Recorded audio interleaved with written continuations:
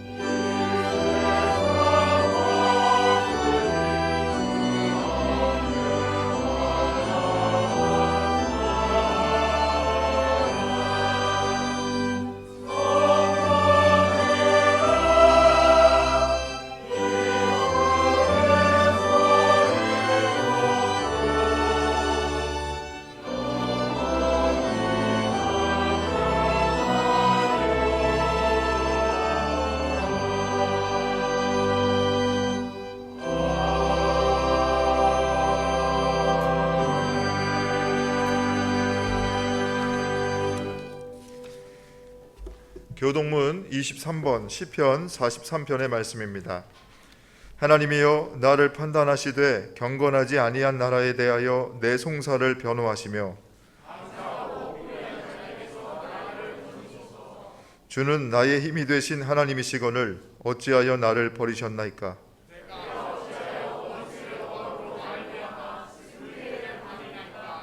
주의 빛과 주의 진리를 보내시어 나를 인도하시고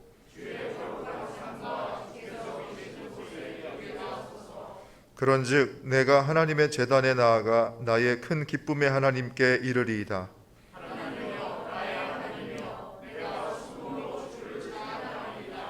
내 영혼아 내가 어찌하여 낙심하며 어찌하여 내 속에서 불안해하는가.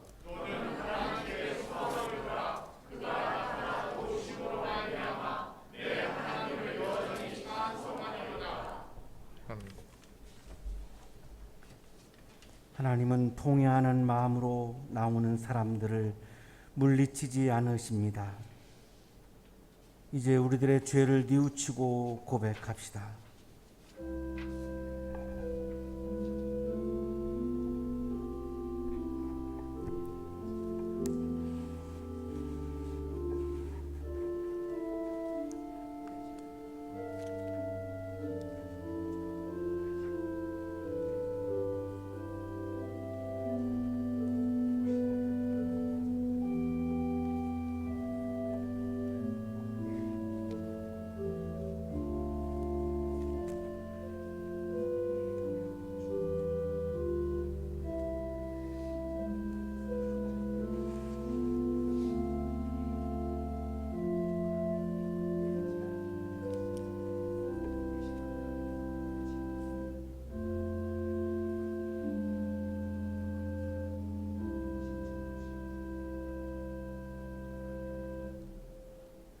우리가 우리의 죄를 자백하면 하나님은 믿어오시고 의로우셔서 우리의 죄를 용서해 주시고 모든 불의에서 우리를 깨끗하게 해 주실 것입니다.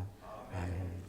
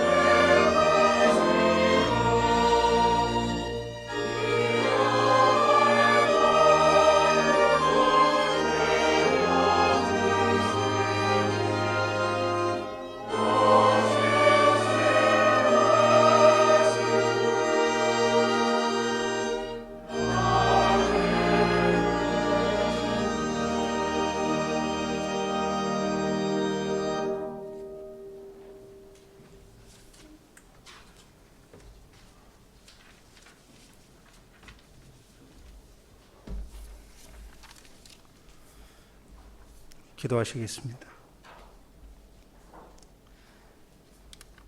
살아계시며 만물과 우리의 주인 되신 하나님, 이 시간 창조주 하나님께 찬양과 기도를 올립니다. 믿음 연약하고 변덕심한 우리에게 어김없이 주의 날을 주시어 주님을 기억하게 해 주시니 감사합니다. 이 시간 하나님께 드리는 예배가 세상에서 가장 귀한 것이며 우리 삶을 살리는 길이며 우리가 해야 할 마땅한 일이라는 것을 고백하며 주 앞에 기도를 올립니다. 주님, 우리는 코로나로 힘든 상황에 직면하여 많은 어려움을 겪고 있습니다. 일상생활, 사업, 교제, 신앙생활 등 많은 어려움을 겪고 있습니다. 우리 교회 성도님 중에도 연로하신 모친께서 또 코로나에 감염되어 고난을 또 겪고 계신 분도 계십니다. 성령으로 붙들어 주시고 하루속히 쾌유하시기를 간절히 기도합니다. 그동안 상을 당하신 분도 계십니다. 그 마음에 성령이 함께 하셔서 빠른 시일 내에 회복되시기를 또한 간절히 기도드립니다. 또 우리 모두 각자가 많은 어려움을 겪고 있습니다. 건강 문제로, 경제적 문제로, 사업 문제로, 인간관계로, 자녀 문제로, 직업 문제로 다들 어려움이 있습니다. 하나님께서 이러한 어려움들을 잘 극복할 수 있도록 내 중심이 아닌 주님이 중심이 되는 지혜와 용기와 힘을 주시옵소서. 주님, 고백합니다. 우리는 때로 선입견으로 다른 사람을 함부로 예단하는 확증 편향과 나의 행동에 대해 합리화하는 결과 편향으로 행동할 때가 많이 있었습니다. 지위로, 경제력으로, 눈에 보여지는 것만으로 확증할 때도 있었습니다. 알게 모르게 상처를 주고 저 또한 또 많이 받았습니다. 남의 고통을 애써 모른 척했습니다. 말로만 사랑했습니다. 이러한 우리의 죄를 고백합니다. 이러한 죄 많은 우리를 하나님은 독생자 아들을 보내 우리의 죄를 대속하여 주셨고 우리 모두를 사랑으로 함께 살리셨습니다. 이제 우리가 심지가 굳은 신실함으로 주님의 뜻을 깨닫고 지혜를 받아 주님 보시기에 아름다운 모습으로 지혜롭게 서로 화목하며 아름다운 코이노니아를 이루게 하여 주시옵소서. 주님, 우리 자녀들과 청년들을 위해 기도합니다. 청년의 때에는 고민이 많습니다. 무엇을 하며 살아야 할지, 어떻게 살아야 할지, 누구와 함께 해야 할지, 어떻게 살 수 있을지 고민이 끝이 없습니다. 이런 고민 충만한 시기에 우리 청년들에게 창조주를 기억하는 지혜를 주옵소서. 무엇보다 주 앞에서 어떤 삶을 살 것인가를 고민하는 진지함을 갖게 하옵소서. 주 안에서 내가 누구인가를 바로 아는 명석함을 주옵소서. 주여, 이들을 사랑하는 마음으로 이들을 위해 기도합니다. 무엇보다 젊은이를 유혹하는 것이 끝이 없는 악한 이 세상에서 이들을 온전히 붙잡아 주옵시고 악에서 구하옵소서. 우리 한양대학교는 하나님의 뜻을 받들어 설립된 지 83년째를 맞이하고 있습니다. 한양대학교가 많은 세계적인 인재를 양성하여 이 사회에 많은 영향력을 끼치고 있습니다. 우리 한양대학교가 이전에도 그래왔듯이 이후에도 더욱더 하나님의 뜻을 실천하는 학교가 되게 하여 주시고 우리 학교가 그렇게 변화됨을 보면서 세상이 본받게 하여 주옵소서. 오늘날 여기까지 이룬 찬란한 업적을 이루으신 김종량 이사장님께 건강을 주셔서 하나님의 소명을 잘 마무리할 수 있도록 축복하여 주시옵소서. 모든 것을 주님 손에 올려드리겠나이다. 살아계신 사랑의 하나님, 한양대학 교회와 성도님들을 위해 기도합니다.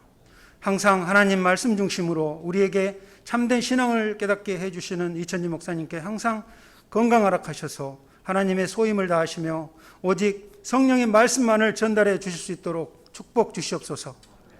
우리 한양대학 교회의 성도님들께 오늘의 어려운 코로나 상황을 이겨낼 수 있는 영적 건강, 육체 건강을 모두에게 허락해 주시고 하시는 모든 일들이 하나님의 축복 속에서 잘 진행될 수 있도록 간절히 기도합니다. 가능한 이른 시기에 모두 함께 교회에 나와 예배 드릴 수 있도록 기도드립니다. 그리하여 모두가 하나님을 깊이 만나고 하나님 주신 은혜를 누리도록 해 주시옵소서. 오직 그 구원과 은혜가 하나님께 있음을 함께 믿습니다. 항상 영적 감동을 주는 칼로스 성가대를 위해 기도합니다. 칼로스 성가대원들은 어려운 와중에 천상의 목소리로 우리의 예배를 한층 더 나은 축복으로 이끌어주고 있습니다. 이끄시는 유전식 지휘자님과 각 음역의 모든 성가대원 분들의 건강과 일상에서 항상 행복하시기를 기도드립니다. 이 세상을 창조하시고 우리를 지으시며 지금까지도 모든 것을 이끄시는 하나님 아버지 앞에 우리가 나왔습니다. 이 시간, 이 예배의 자리에서 오직 하나님만 생각하며 주님 주시는 말씀과 은혜를 사모하는 집중력을 주옵소서. 예수님 이름으로 기도합니다. 아멘.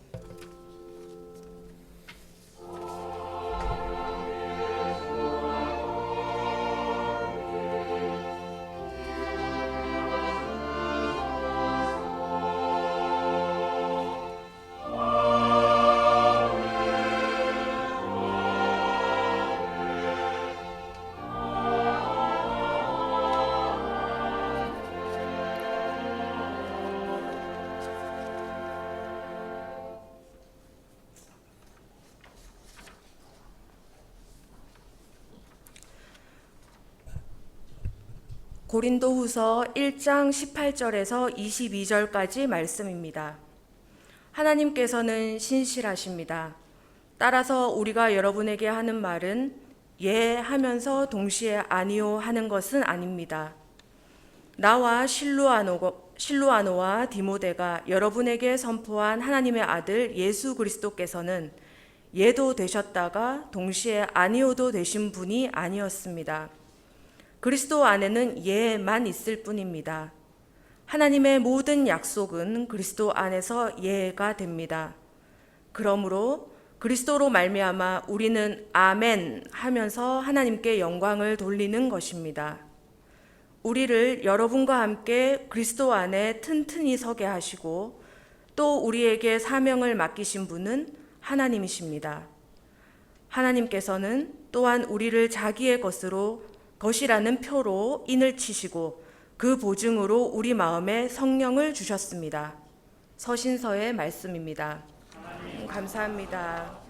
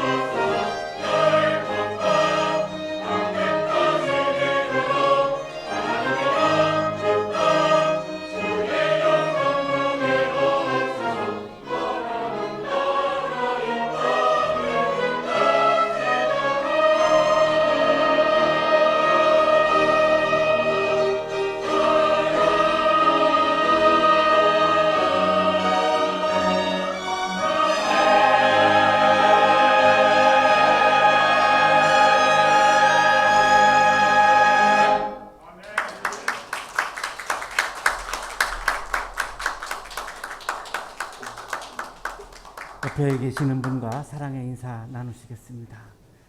우리 온라인을 통해 예배를 드리는 분들도 옆에 계시는 분들과 사랑의 인사 나누시겠습니다.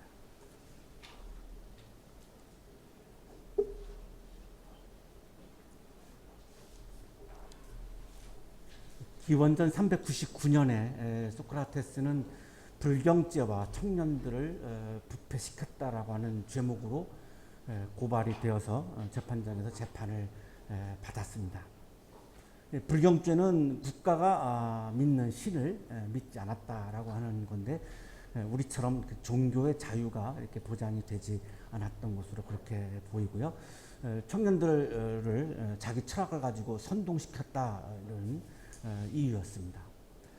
그래서 이 법정에서 한 변론이 아폴로기아 소크라투스, 소크라테스의 변명, 소크라테스의 변론이라고 하는 그런 책입니다. 이 책에 소크라테스가 법정에서 한 변론의 내용들이 자세하게 상세하게 기록이 되어 있습니다.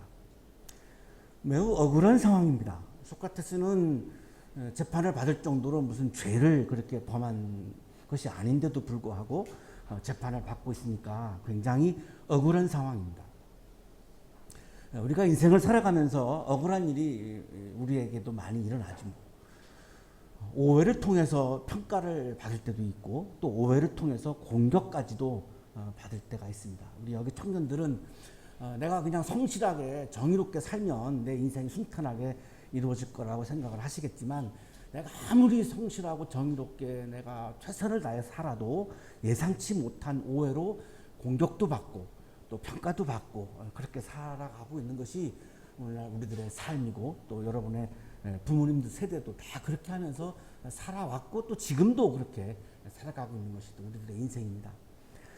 그래서 이 소크라테스가 철학자로서 이 오해를 받고 있을 때 어떻게 대처했는가를 한번 우리가 보는 것은 매우 우리들에게 유용하다라고 생각이 드는데요.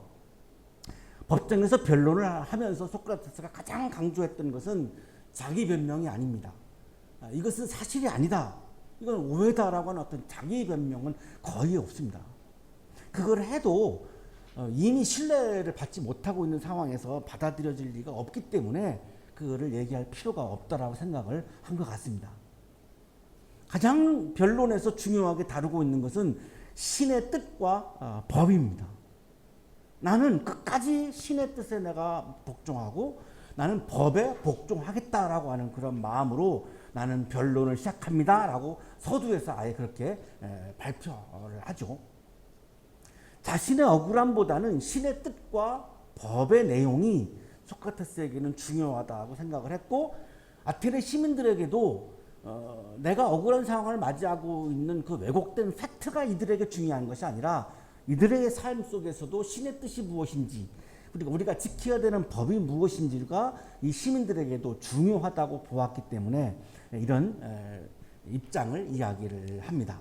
인용하겠습니다. 하지만 이 일은 신의 마음에 드는 방향으로 가게 두고 이거를 내가 막 내 자기 변명을 통해서 이거를 물기를 돌리려고 하지 않고 신께서 하시는 대로 신께서 인도하시는 대로 나는 그냥 따릅니다. 이런 이야기죠. 나는 법에 복종하며 항변을 해야겠습니다. 신의 인도하심과 법을 따르는 그 안에서 내가 이야기를 하는 것이지 이거를 배제하고 내가 이야기하지 않습니다. 라고 하는 것을 지금 밝히고 있는 거죠. 변론을 통해서 신의 주권, 계획, 행위, 가능성을 계속해서 소크라테스는 강조합니다. 그래도 어쩔 수 없이 신의 일을 가장 소중히 여겨야만 한다는 생각이 들었습니다.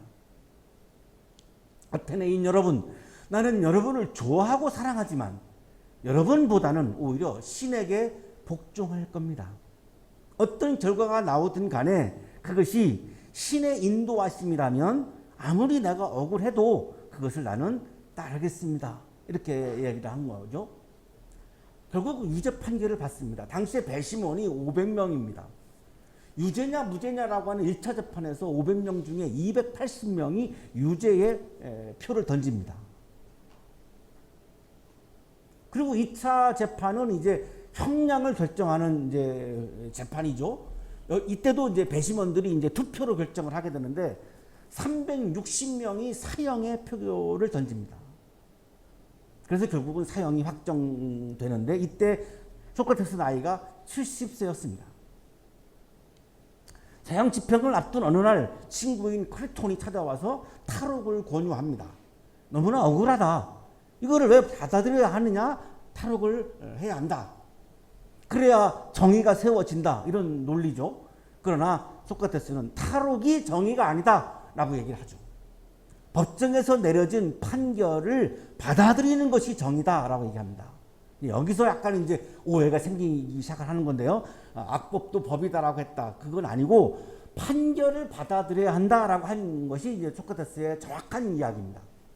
당시 생각하기엔 어떤 나라에서 법정 판결들이 무력하게 되고 개인들에 의해 효력을 상실하고 파기된다면 이 나라가 전복되지 않고 계속 존립할 수 있겠소? 시민들이 법정의 판결을 따르지 않고 부정한다면 이 나라가 과연 존속될 수 있겠는가? 따라서 법정의 판결을 받아들이는 것이 정의다라고 지금 소크라테스는 강조하고 있는 거죠. 잘못된 판결도 받아들여야 한다라고 얘기한 거죠. 악법도 법이다라고 하는 표현은 한 적이 없습니다. 크레톤을 번역한 이백 교수님이 이렇게 아주 상세하게 설명을 해주고 있습니다. 그가 악법도 법이라는 말을 했음을 확인할 수 있는 전거는 어디에서도 찾아볼 수 없다. 크레톤을 보면 그가 사형 선고를 받은 것은 악법 때문이 아니라 배심원들의 잘못된 판결 때문이었던 것으로 여겨진다. 크리톤의 마지막 문장입니다. 그러면 이쯤 해두게. 크리톤, 그리고 신이 이렇게 인도하시니 그대로 하세나. 사형 판결을 신께서 인도하시니 이거를 따르는 것이 정의일세. 아무리 잘못된 판결도 우리 시민들이 따르지 않는다면 나라가, 국가가 존속될 수 없지 않은가. 그래서 나는 이것을 따르는 거로 결정한다. 네, 크리톤이 굉장히 좌절을 하는 그런 장면이죠. 소크라테스는 억울한 상황에서 법정 판결을 수용을 하죠. 그 법정 판결을 수용한 것은 악법도 법이기 때문에 수용한 것이 아니고 신의 인도를 따르는 것을 중요하게 여겼기 때문에 법정 판결을 수용을 한 것입니다. 자, 그런데 여기서 신의 인도하심을 따르기 때문에 법정 판결을 수용했다라고 하는 이야기가 잘 회자되지 않고 있죠. 사실은 신에 대한 주권, 신에 대한 결정, 이거를 나는 정말로 따라야 한다라고 하는 것이 소크라테스의 가장 핵심적인 간절한 마음이었는데 이것이 언급이 되지 않고 악법도 법이어서 따랐다라고 이렇게 이야기되어서 굉장히 아쉬운 부분이기도 합니다. 오늘의 성서 일과인 고린도후서 1장 18절 22절의 말씀은 아주 짧은 말씀이지만 매우 까다로운 본문 중에 하나입니다. 바울이 억울한 일을 당했을 때 소크라테스처럼 자기 변명을 하지 않습니다. 바울도 자기 변명하지 않습니다. 하나님의 인도를 따르는 믿음으로 답변을 하는 내용이 오늘의 성서 일과입니다. 아주 비슷합니다. 물론 그 내용은 다르죠. 하지만 그 형식은 아주 비슷하다고 볼 수 있습니다. 고린도 교회 교인들이 사도 바울 이제 사역자인데요. 변덕스럽다라고 비난을 했습니다. 이 과정을 조금 이따가 좀 요약을 해 드리려고 하는데요. 그것이 매우 중요해서 이 변덕스럽다라고 하는 이 비판과 비난에 대해서 바울이 변증을 한 거죠. 변호를 한 거죠. 답변을 한 거죠.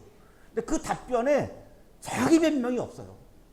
하나님, 예수 그리스도, 성령에 관한 말씀만 해요. 소크라테스하고 굉장히 흡사한 장면입니다.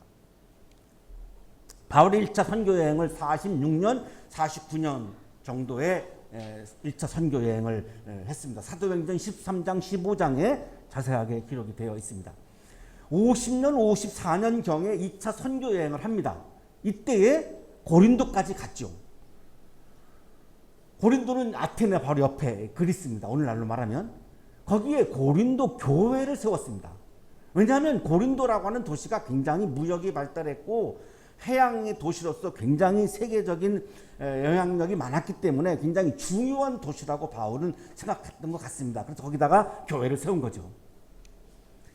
그리고 3차 선교여행을 54년에서 56년경에 하게 되는데 사도행전 18장 21장에 기록이 되어 있습니다. 안디옥을 출발해서 에베소, 마케도니아, 고린도까지 이렇게 갑니다. 자, 그런데 여기 에베소에 도착을 했을 때에 지도에 보시면 제가 빨간 동그라미를 해놨는데요. 거기가 이제 에베소입니다. 오늘날로 말하면 이제 터키에 해당하는 도시인데 여기에 갔을 때에 2차 선교여행 때 설립했던 고린도 교회의 소식을 들은 겁니다. 근데 그 소식이 아주 안 좋은 소식입니다. 고린도 교회가 네 파로 나누어져서 분열을 하고 있다라고 하는 거고, 이 신전의 여사제들과 성적인 관계를 맺으면서 영적으로 이 고린도 교인들이 타락했다라고 하는 소식이고, 교인들 간에 같이 이제 생활을 하게 되면은 갈등도 일어나죠. 사소한 어떤 그런 시비가 일어났을 때 이거를 일반 법정까지 가는 사례가 너무나 교회 안에 많다라고 하는 소식이고, 열광적인 사람들은 영적인 것이 중요하니까 육체는 내가 무엇을 행해도 상관이 없다라고 하는 주장을 펴면서 교회 안에 도덕적인 굉장한 물러남이 이제 막 만연해졌고 하는 이런 계속 부정적인 소식들만 들려오는 겁니다. 그러면 교회의 은혜가 깨지고 교회의 본연의 모습을 잃어버리면 교회 사명을 감당할 수도 없고 교회가 존재할 이유가 없어지죠. 그렇게 되면. 심각한 문제로 고린도 교회의 설립자로서 바울은 너무나 마음이 아픈 거죠. 그 고린도 교회를 세울 때 얼마나 힘들었겠습니까? 교회를 설립한다라고 하는 것은 쉬운 일이 아닙니다. 그러니까 일반 단체 설립하고는 너무나 차원이 다르기 때문에 이게 굉장히 어려운 일입니다. 바울도 굉장한 고충과 고난을 겪으면서 어렵게 고린도 교회를 세워서 선교를 하기 위해서 교회는 존재하는 거니까 그래서 세웠는데 이런 부정적인 얘기를 들으니까 너무나 마음이 아프겠죠. 그래서 편지를 씁니다. 그 편지가 바로 고린도 전서입니다. 그 고린도 전서에 바로 이런 부정적 소식에 대한 듣고 나서 고린도 교회를 사랑하는 마음으로 이제 편지를 보낸 거죠. 편지를 보내고 났더니 그 편지를 읽은 고린도 교회 교인들 중에 일부가 바울을 적대하는 사람들이 나타나기 시작하는 겁니다. 바울을 신뢰하지 못하겠다라고 하는 것이고 바울이 전한 복음을 신뢰하지 못하겠다는 겁니다. 그 적대자들 중에 대부분은 유대인들입니다. 유대인들은 아직도 예수를 믿긴 하지만 율법주의를 매우 중요하게 여겨온 사람들이기 때문에 율법의 효용성도 아직 살아있다라고 보는 거죠. 그런데 바울은 오직 예수를 강조하니까 왜 율법을 당신 얘기 안 해? 당신의 복음은 하자가 있어. 이렇게 생각했던 유대인들이 있던 거죠. 너무 예수만 강조하니까 이들이 반발심이 생겨가지고 바울을 적대하고 바울은 12제자도 아니야. 바울은 복음을 잘 몰라. 우리보다도 몰라. 막 이러면서 이제 바울의 사도권에 대해서 굉장히 공격하고 막 이렇게 하는 사람들이 나온 겁니다. 그러니까 얼마나 교회가 이게 이제 무너집니까? 은혜가 다 깨지는데 교회에서 은혜가 깨지면 교회 구실을 할 수가 없으니까 바울이 급한 거죠. 그래서 불이렇게 계획에도 없었는데 고린도 교회를 방문한 겁니다. 대화를 하려고 복음을 다시 설명을 해주려고 방문했더니 그 중에 한 교인이 바울에게 막 면박을 주고 막 모욕을 주고 뭐 온갖 막 이런 안 좋은 이야기들을 막 쏟아냈고 그때 일반 교인들의 보인 이제 태도는 방조입니다. 방조. 그냥 이렇게 구경하는 거죠. 거기에 그 싸움에 끼어들기 싫으니까. 그러니까 바울은 일대 다수로 싸우게 되니까 이게 뭐 감당할 수가 없죠. 이때 바울의 마음이 얼마나 아팠을까. 차라리 그 교회를 안 세웠으면 이런 일을 안 당할 터인데 이런 생각까지도 아마 하지 않았을까 그런 생각이 들죠. 신약구석가 정성북 교수님이 이 방문을 그래서 고통스러운 방문이라고 그렇게 표현을 합니다. 고통스러운 방문을 끝내고 이제 에베소로 돌아오죠. 돌아와가지고 눈물의 편지를 쓰는 겁니다. 구구절절 막 통렬한 그런 교회를 사랑하고 교인들을 사랑하는 마음으로 눈물을 흘리면서 눈물의 편지를 쓴 거죠. 나는 몹시 괴로워하며 걱정하는 마음으로 많은 눈물을 흘리면서 여러분에게 그 편지를 썼습니다. 바울이 대단하죠? 자기를 적대하는 사람들까지도 아직도 사랑하는 마음을 가지고 있었고, 그래서 그들을 사랑하는 마음으로 지금 눈물의 편지를 써서 보내고 있는 겁니다. 왜 감정이 없었겠습니까? 바울이라고 해서 너무나 억울한 평가, 억울한 공격을 받고 있는 것인데 화도 많이 났겠죠. 하지만 끝까지 교회와 교인들을 사랑하는 마음으로 눈물의 편지를 써가지고 지금 보내고 있는 거죠. 자, 그런데 문제의 발단은 이제 여기입니다. 고통스러운 방문을 했을 때에 고린도 교인들에게 바울이 해결이 안 된 채로 떠나게 되니까 다시 오겠다라고 말하는 것으로 보입니다. 그게 하나의 약속인 거죠. 나는 마케도니아를 거쳐서 여러분에게로 가겠습니다. 내가 마케도니아를 지나서 여러분에게로 가면 얼마 동안을 함께 지낼 것이고 어쩌면 겨울을 나게 될지도 모르겠습니다. 한 해를 넘길 정도로 내가 고린도 교회에 와서 다시 내가 머물 것입니다 라고 방문 약속을 한 거죠. 이러한 확신이 있으므로 먼저 나는 여러분에게로 가기로 마음을 먹었습니다. 그것은 여러분으로 하여금 두 번 다시 은혜를 받게 하려는 것이었습니다. 자, 첫 번째 방문, 첫 번째 은혜고, 두 번째 은혜는 뭐겠습니까? 두 번째 또 다른 방문을 약속을 한 거죠. 자, 그런데 적대자들로부터 공격을 받고 나서 보니까 방문을 하게 되면 교회 분위기가 더욱더 깨질 것 같고, 그들과 논쟁을 하면서 교회에 더욱더 은혜가 깨질 것 같고, 방문하는 것이 별로 그렇게 교회에 유익할 것 같지가 않은 거죠. 그래서 방문을 유보합니다. 변덕이 아니죠. 이렇게 사기친 게 아니죠. 거짓말한 게 아니고 교회와 교인들을 사랑하기 때문에 어떤 것이 교회와 교인들에게 유익할까를 생각을 하면서 내린 결정이죠. 나는 여러분에게 들려서 마케도니아를 갔다가 마케도니아에서 다시 여러분에게로 와서 여러분의 도움을 받아서 유대로 갈 작정이었습니다. 자, 그러나 그것이 도움이 교회에 안 된다면, 교인들에게 유익이 안 된다면 계획을 변경하는 것이 사도로서의 마땅한 자세죠. 그래서 방문하는 대신에 눈물의 편지를 쓴 겁니다. 이때 눈물의 편지는 지금 소실되어서 남아있지 않습니다. 우리가 확인할 수는 없는데 방문 대신에 눈물의 편지를 쓴 거죠. 아주 일부가 지금 고린도 후서에 이제 기록이 있습니다만, 내가 이런 계획을 세운 것이 변덕스러운 일이었겠습니까? 왜 이런 표현을 할까요? 변덕스럽다라고 하는 공격을 받은 거예요. 그러니까 이게 변덕입니까? 내가 교인들을 사랑해서, 교회를 사랑해서 한 건데, 또는 내가 육신의 생각으로 계획을 세우기를 아니요 하려는 속셈이면서도 예예하고 계획을 세우는 것이었겠습니까? 내 사익을 위해서 본 마음은 아니온데 겉으로만 예라고 내가 말한 것입니까? 아닙니다. 내가 본 마음은 방문하지 않으려고 했는데 내가 그냥 겉으로만 방문하겠다라고 내가 그렇게 거짓말했다고 생각하십니까? 그런 거 아닙니다 라고 하는 말을 하는 거 보면 변덕스럽다라고 하는 공격을 받은 거죠. 왜? 방문하겠다고 말해놓고서 말과 행동이 다르냐, 당신은 오지 않고 편지만 뜩 보냈지 않느냐, 그러니 당신은 신실하지 않다라고 하는 맹비난을 받는 거죠. 바울이 고린도 교회로 가지 않고 마케도니아로 가죠. 거기에 디도가 와가지고 고린도 교회의 소식을 전해 주었는데, 바울이 보낸 눈물의 편지를 읽고 고린도 교인들이 많이 회개했다는 겁니다. 그리고 바울에 대한 진심도 알게 되었다는 겁니다. 그리고 바울을 적대하는 교회에서 문제를 일으키고 있는 사람들을 교회에서 축출하겠다라고까지 이야기를 했다는 겁니다. 그러니까 바울이 너무나 가슴을 쓸어내리는 거죠. 이제 안심을 하는 거죠. 교회에 다시 깨어진 은혜가 회복되겠구나, 사랑이 회복되겠구나, 이런 기대를 하겠죠. 그래서 화해의 편지를 쓰는 겁니다. 이 화해의 편지가 오늘 성서일과입니다.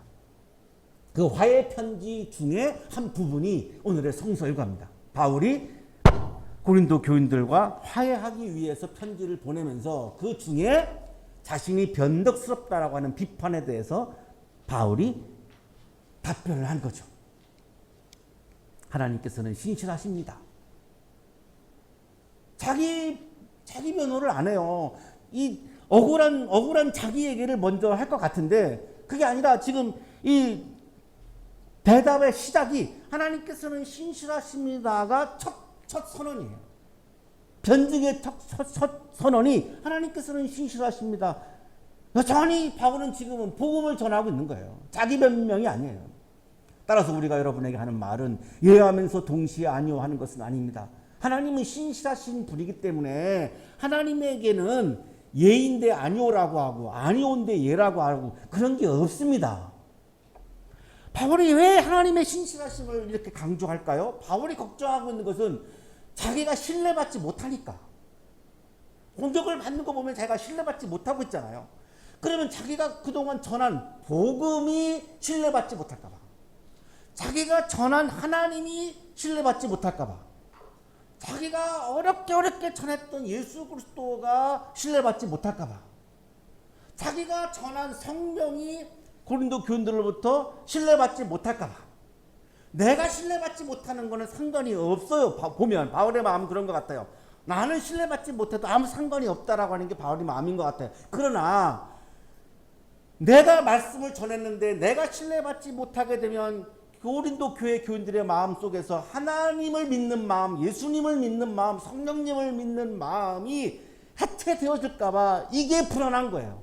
이게 안타까운 거예요. 이게 중요한 거예요. 그래서 바울은 첫 마디가 하나님께서는 신실하십니다 라고 지금 이 변명을 시작하고 있는 겁니다. 이걸만 봐도 바울은 굉장히 신실한 사역자임이 틀림이 없다라고 이렇게 보여지죠. 신학 주석가인 정성북 교수는 당시의 바울의 적대자들에 대해서 이렇게 설명을 해주고 있습니다. 실제로 고린도 교회에 들어온 유대파 그리스도인 선교사들은 바울이 전한 복음에 심각한 결함이 있다고 주장했다. 이들은 예수를 메시아로 인정하는 믿음과 함께 모세의 율법에 대한 준수가 있어야 함을 주장했을 것이다. 어릴 때부터 율법 교육을 받으면서 살아왔던 유대인들이기 때문에 바울이 전한 복음을 들어보면 오직 예수만 얘기를 하는데 왜 율법이 빠져 있느냐, 이 부분 때문에 바울의 복음은 반은 맞지만 반은 맞지 않다라고 하는 마음이 있었다라고 보인다는 거죠. 이들이 바울의 적대자가 된 거죠. 자기의 개인적인 어떤 문화, 민족의 문화, 자기들의 철학, 자기들의 이념, 이거를 계속 내세우면서 복음을 공격을 하고 있는 거죠. 복음을 공격하다가 보니까 당연히 복음을 전한 바울을 공격을 하고 있는 거죠. 자, 그러니 바울은 복음을 다시 얘기하지 않을 수가 없습니다. 복음은 오직 예수다라고 하는 이거를 다시 얘기하지 않을 수가 없는 거죠. 이들이 자꾸 복음을 왜곡시키고 있으니까 자기들의 민족적인 문화에 의해서, 이념에 의해서, 율법에 의해서 예수를 왜곡시키니까 바울은 다시금 복음의 진수를 얘기할 수밖에 없죠. 그게 바로 하나님은 신실하십니다 라고 하는 복음입니다.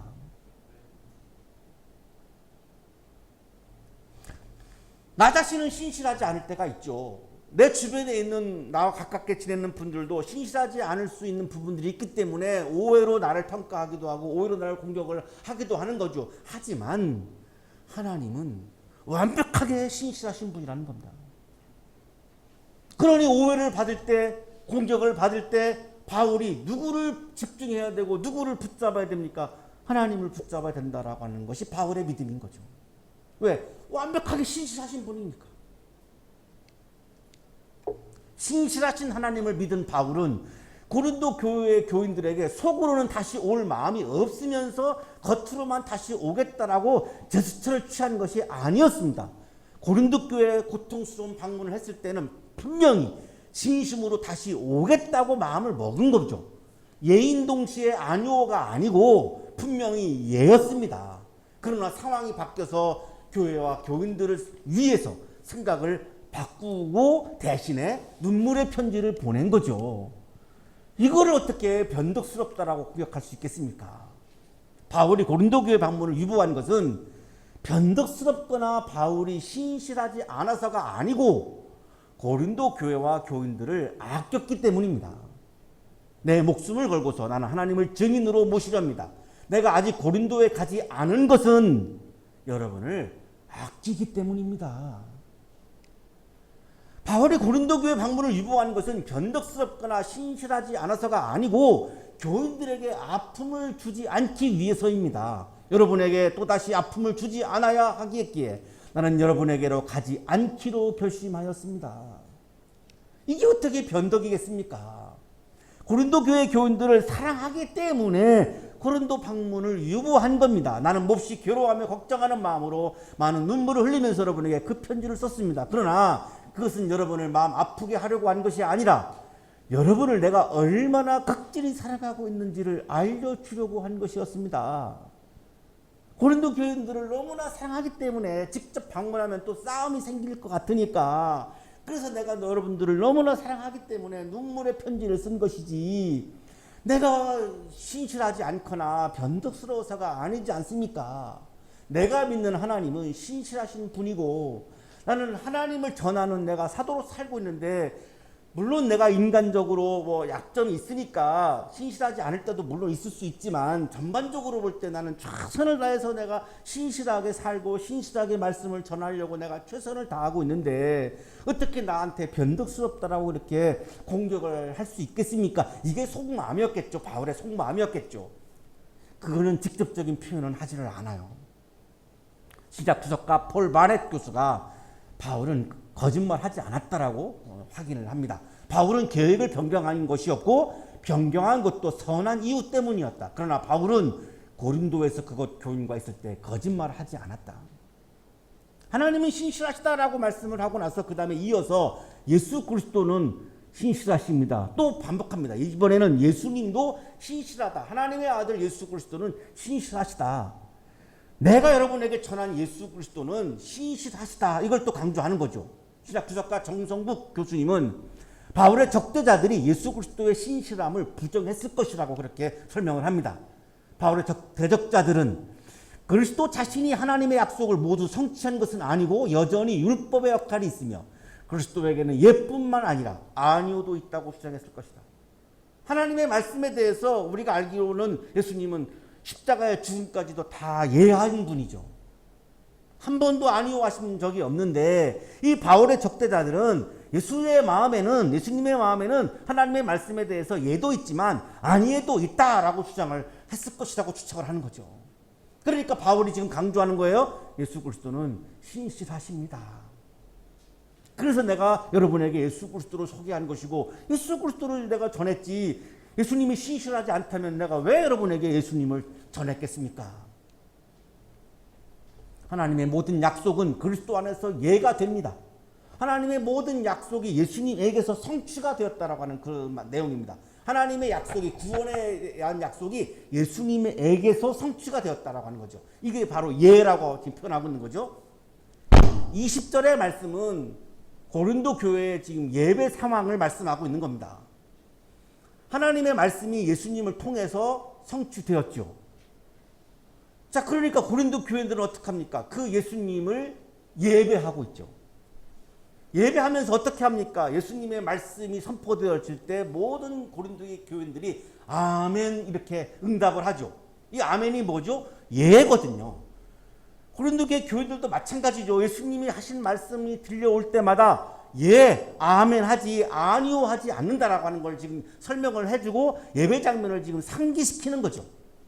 그러면 고린도라고 하는 도시에 하나님의 말씀에 대해서, 예수님의 말씀에 대해서 아멘, 예라고 응답하는 신앙 공동체가 출현하게 되었는데, 이것이 어떻게 시작됐습니까? 바울의 사역을 통해서 이루어진 사건이죠.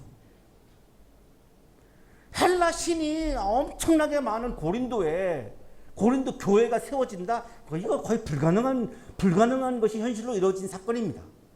어떻게 고린도라고 하는 도시에 교회가 세워질 수 있겠습니까? 헬라 신전이 그렇게 많은 도시인데 이 기적 같은 일이 어떻게 이루어졌습니까? 바울의 사역을 통해서 이루어진 것이 아닙니까? 그렇다면 바울의 신실함을 부정한다면 바울을 통해서 세워진 교회를 부정하는 것이고, 그 교회 예배에서 우리가 예배를 드리는 예수 그리스도를 그러면 부정하게 되는 거 아니겠습니까? 여러분들이 바울의 신실함을 부정한다라고 하는 것은 간단한 일이 아닙니다라고 하는 것이 지금 바울의 마음이죠. 표현을 안 하고 있지만 바울의 속마음은 그런 거겠죠. 폴 바넷 교수는 바울이 하나님의 구원의 약속이 예수 그리스도에게 성취되는 것을 이야기하면서 바울이 자신의 신실함을 이야기하고 있다라고 설명을 해줍니다. 직접적인 표현을 안 하고 있지만 사도들이 선포한 대로 하나님의 모든 약속이 하나님의 아들 안에서 실현된 사실에서 보여야 한다. 마찬가지로 모호하지 않게 말씀하고 약속을 지키는 하나님의 사역자 바울의 말도 진실하다. 바울의 말은 사적인 말이 없어요.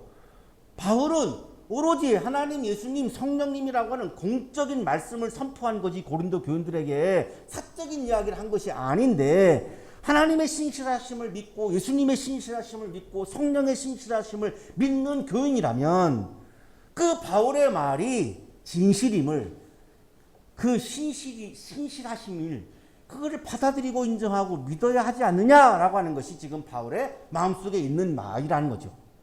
우리를 여러분과 함께 그리스도 안에 튼튼히 서게 하시고 또 우리에게 사명을 맡기신 분은 하나님이십니다. 바울은 변덕스럽다라고 하는 비판에 대해서 답변을 하면서 계속해서 하나님은 신실하십니다. 예수 그리스도는 신실하십니다. 라고 지금 강조하고 하나님과 예수님을 그 신실하신 하나님과 예수님을 전하는 것이 바울의 사명이기 때문에 자기 변명보다는 이 자리를 통해서 하나님의 신실하심, 예수 그리스도의 신실하심, 성령의 신실하심을 지금 계속해서 얘기하고 있는 거죠. 신실하신 하나님은 우리를 그리스도 안에 튼튼하게 서게 해주시는 분이시고 신실하신 하나님께서 우리에게 사명을 맡기셨음을 강조하죠. 오늘 우리가 예배의 자리에서 와서 예배를 드리고 있는 것은 그리스도 안에서 우리가 튼튼하게 서 있는 모습이죠. 이거를 누가 해주셨는가? 신실하신 하나님이 우리에게 그렇게 해주셨다라고 하는 거죠. 우리 각자의 역할들을 가지고 있죠. 모든 우리가 갖고 있는 역할들은 다 소중한 역할들입니다. 어떤 자리에 있든 간에. 그걸 우리가 사명이라고 말할 수 있는데 그 사명을 맡기신 분은 신실하신 하나님께서 나에게 그 사명을 맡겨주신 거죠.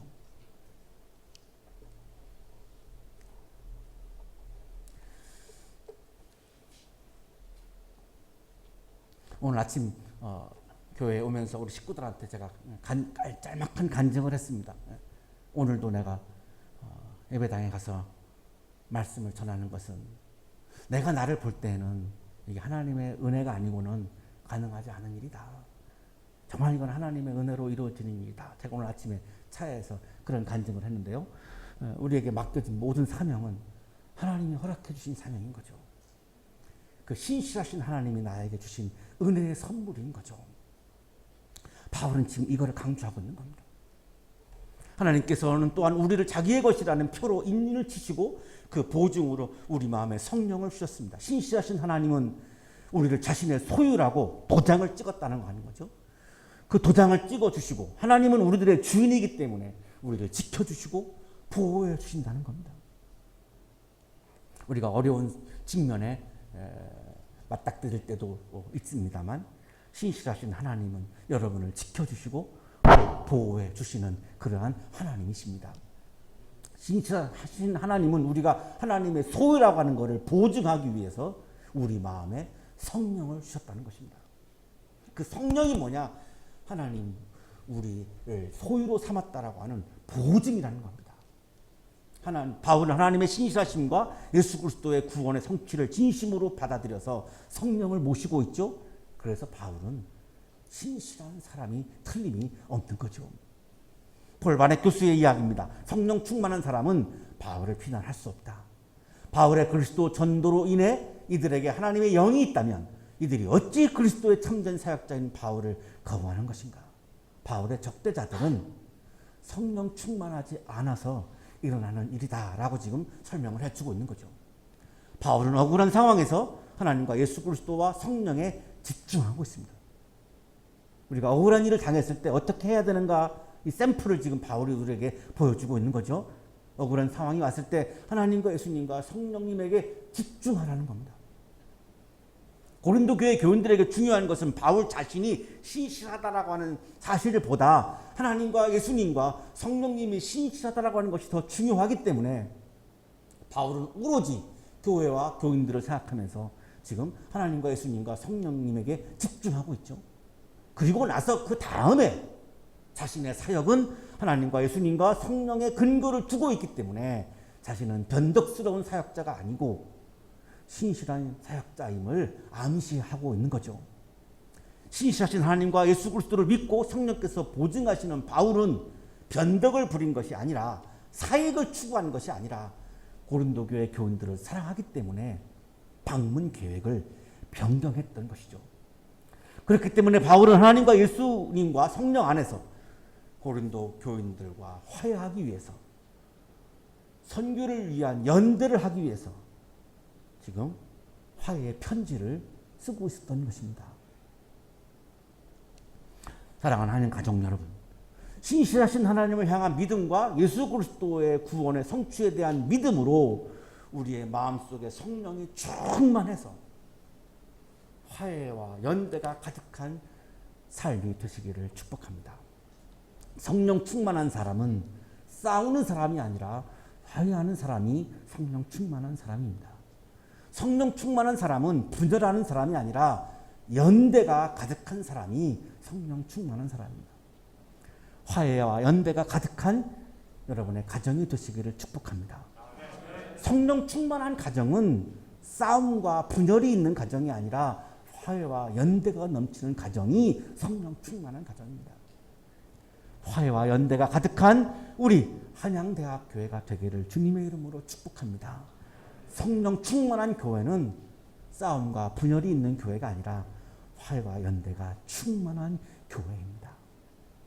화해와 연대가 가득한 복된 여러분의 삶이 되시기를 주님의 이름으로 축복합니다. 거룩하신 주님, 예기치 못한 오해를 통해서 억울한 상황을 직면하고 상처를 받을 때가 많이 있음을 고백합니다. 그 억울함 때문에 하나님을 잊기도 하고 이성을 잊기도 하고 일상을 그르칠 때도 있음을 고백합니다. 주님, 우리가 억울한 일을 당할 때마다 더욱더 하나님과 예수님과 성령에게 집중하는 믿음을 더하여 주옵소서. 신실하신 하나님께서, 신실하신 그리스도께서, 나를 믿음의 사람으로 보증하시는 성령께서 나를 사랑하고 보호하고 나에게 사명을 주시고 나에게 오늘도 은혜를 베푸시는 것을 믿고 그 억울함을 이겨내는 믿음의 사람으로 살아가게 하시고 나에게 억울한 평가와 억울한 공격을 하는 사람까지도 화해하고 연대할 수 있는 큰 믿음을 우리에게 부어 주옵소서. 예수 그리스도 이름으로 기도하옵나이다.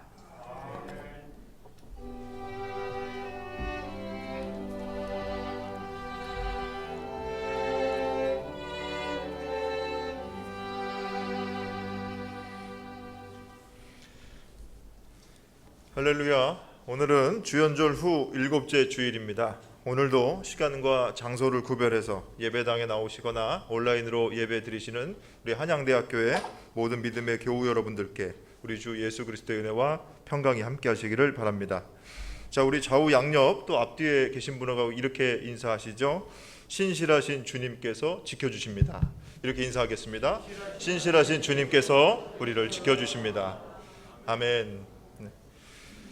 자, 새로운 방역 수칙에 의해서 출입 명부 작성이 잠정 중단됐습니다.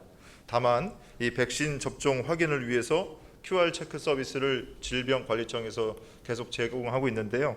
우리 교회는 백신 접종 확인을 해야 되는 그런 단체이기 때문에 계속 QR 체크를 해주시기 바랍니다. 개인 위생과 방역 수칙 준수해 주셔서 모두 안전하고 건강한 생활하시기 바랍니다. 다음 주일은 주연절 후 8째 주일입니다. 해당 성서 일과는 고린도후서 4장 1절부터 6절까지의 본문으로 바울의 사도직과 사역의 진정성이란 제목으로 담임 목사님 말씀 전해 주시겠습니다. 주중에 말씀을 묵상해 주시기 바랍니다.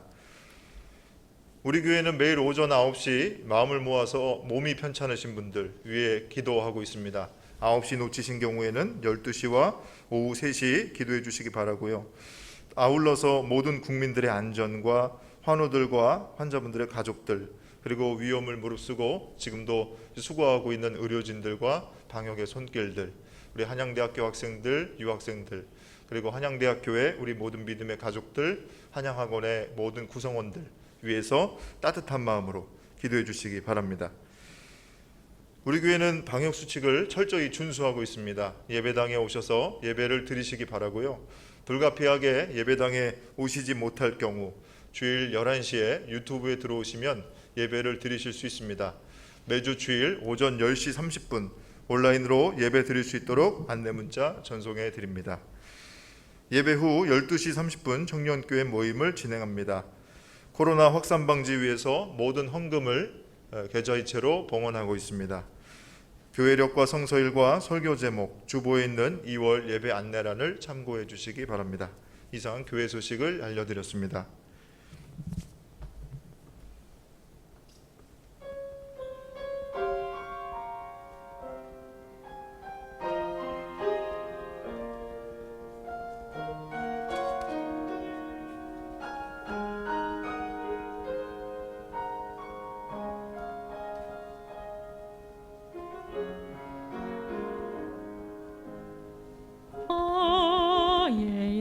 약함하시는 주님 강하게 날 붙드네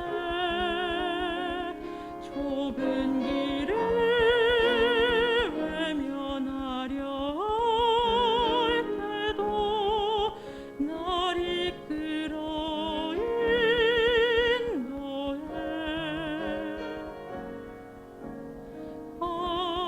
한없이 부족한 나 위해 십자가를 지시고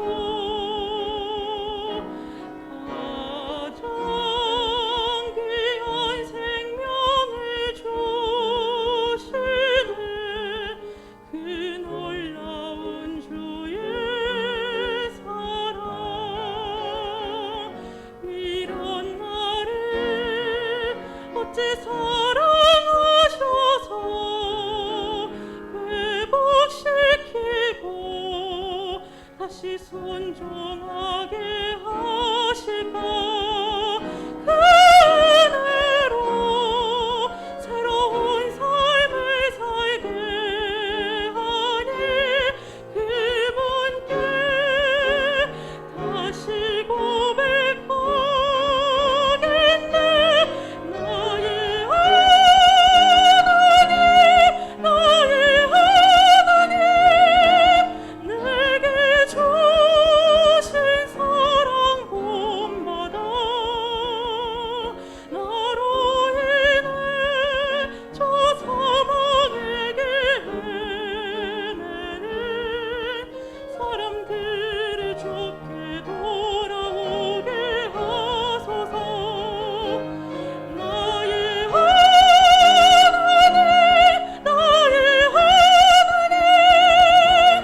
정한 사랑하게 하시고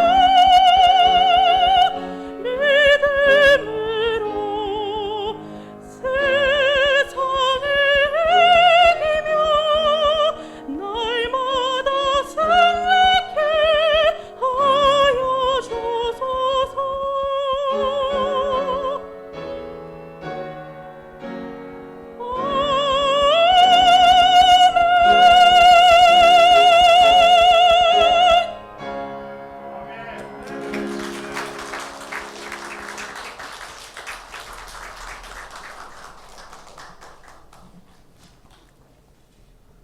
신실하신 하나님, 우리를 지켜주셔서 감사합니다. 신실하신 주님, 우리를 구원해 주셔서 감사합니다. 신실하신 성령님, 우리를 하나님의 자녀로 보증해 주셔서 감사합니다. 어떠한 상황에서도 감사와 기쁨을 잃지 않고 믿음 안에서 살게 해 주시니 감사합니다. 감사의 마음을 예물과 찬양에 담아 드리오니 기쁘게 받아주시고 찬양과 예물을 드리는 손길을 크신 은혜를 부어 주옵소서. 예수 그리스도 이름으로 기도하옵나이다. 아멘.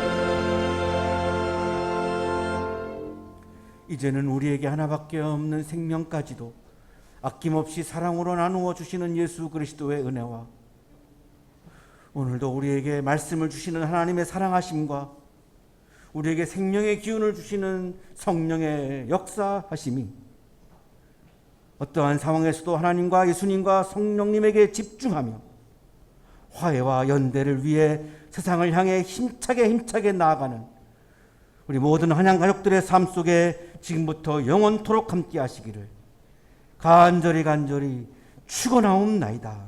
아멘.